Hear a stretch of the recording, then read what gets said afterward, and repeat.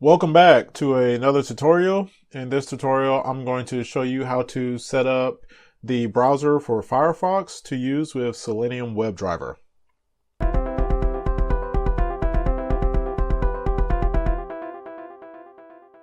So thanks again for checking out the Almost Engineered channel. If you haven't already, please subscribe to the channel to get notifications for when the latest videos are released. Also follow me on Instagram and Twitter at almostengr. So this series will be about Selenium Webdriver. At the end of this series, I'm going to actually show you how to automate some processes with Selenium, such as running updates on a Drupal-based website. So what is Selenium Webdriver? Well, it allows you to do automations within web-based applications. It is most heavily used when it comes to testing automation and shakeout or process automation for routine tasks that are done with websites. So the first thing you have to do is actually set up the suite of tools to be able to perform the actions. For this tutorial series, I will be using Firefox as the browser of choice for my Selenium automations. However, you can use Google Chrome, or if you're on the Windows platform, you can use Internet Explorer. Just note that depending on the web application that you're using, there may be some limitations for the browser that you're able to use with that particular website. Firefox is mostly compatible with a lot of sites as well as Google Chrome. But as I mentioned, I will be using Firefox for this demonstration. So the first thing we'll have to do to get Selenium set up is, of course, you'll need to have Eclipse installed, and you'll create a Maven project, but that'll be covered in a future video. Once you have Eclipse set up, the next thing you'll also need to have is the Firefox Gecko driver installed. And this can be downloaded from the GitHub repository for the Gecko driver. I will post a link to this in the video description. And so the Gecko driver, in short, is basically a middleman between the Selenium interface and the actual browser itself.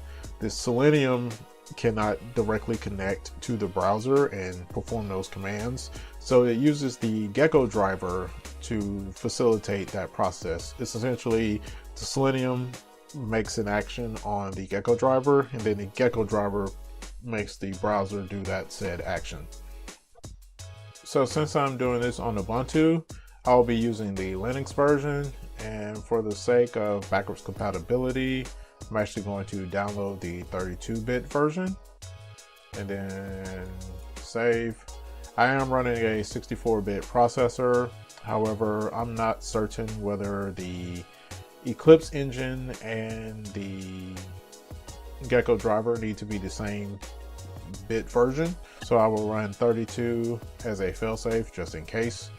32-bit applications can run on 64-bit processors. However, 64 cannot run on 32.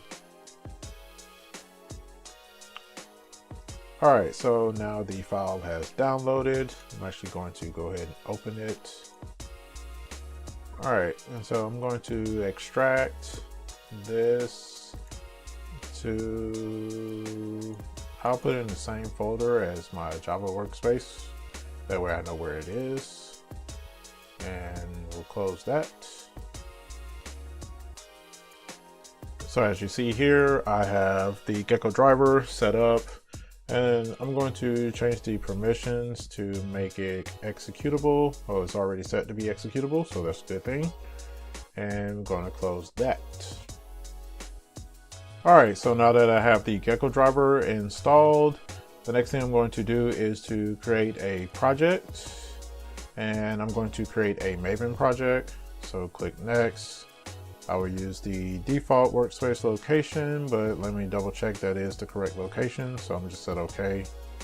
Do next and use the quick start Maven type.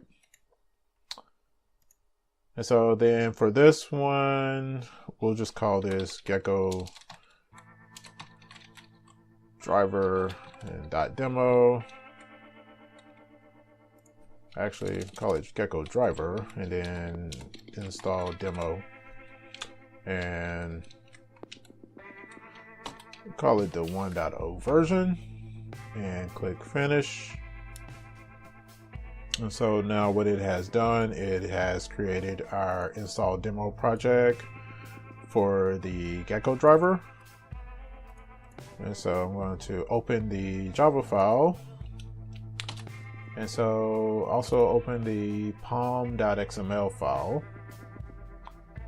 And so in this, I will open it and I will need to add the dependency for Maven. All right, so to find the Selenium repository, we'll go to the Maven repository site, mvnrepository.com, and I just did a search for Selenium. And so the first one here is the Selenium Java. And need the text for the latest one. So I'll just click the latest version. Well, we'll go with the 3.14.0 version. And so for Maven, you just click in the text, copy, and then go back to Eclipse. And in your POM XML, in the dependency section, you add the dependency there, and please be sure to correct your indentations. And then save.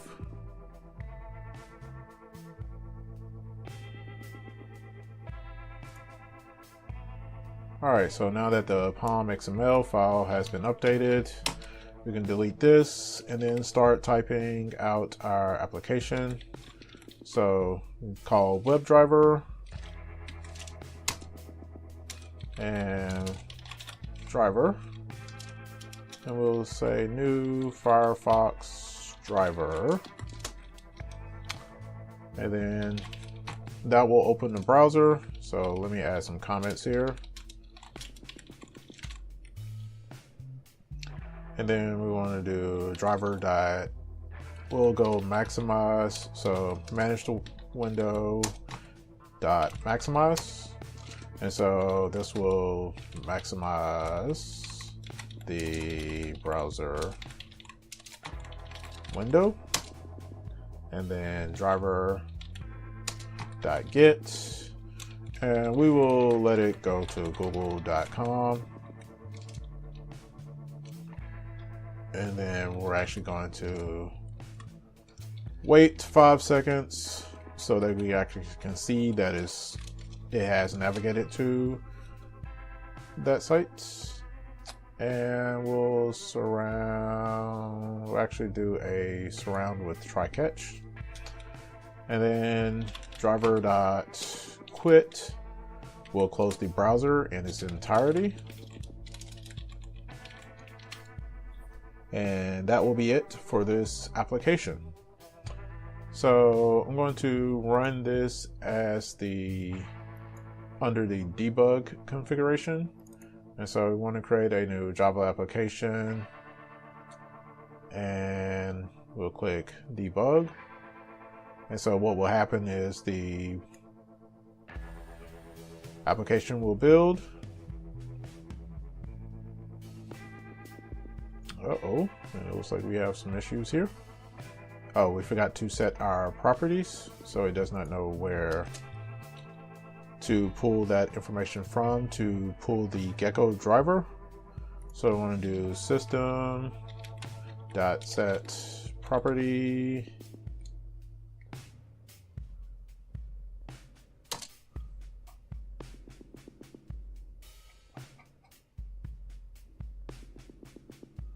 And then it is, go back, Webdriver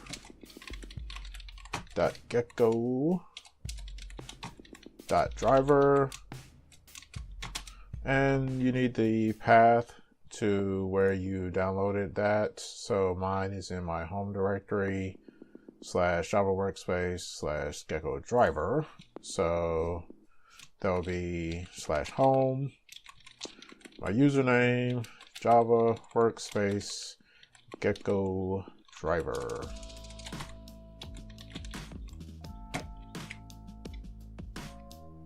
and need to terminate that process. Close this, and it should be set property, not set properties, as Eclipse intelligently figured out. And after some trial and error, I figured out that I actually had the wrong path. On this particular machine, I actually spell out the full username instead of the shorter username that I have. And so as you see, it did manage to run.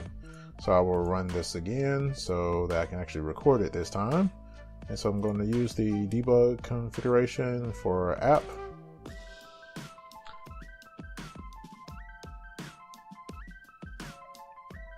And so as you see, it has opened Google and it's waiting 5 seconds and it closed Google. And so all of the output from the application is here. A lot of these are errors, but they're not major. They're not exceptions that are being thrown. So no major concern with any of this. So in conclusion, this video has showed you how to install the Gecko driver as well as build a simple script to test your Gecko driver. So thanks for checking out this video. If you have not already, please give the video a thumbs up if it has helped you in learning Selenium. Also, please subscribe to the channel by clicking the subscribe button below and click the bell next to the subscribe button to get notifications.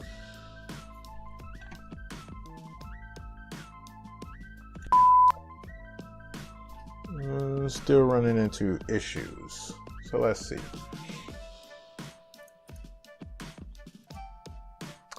What is the console outputting? It's not outputting anything. Okay, that doesn't help.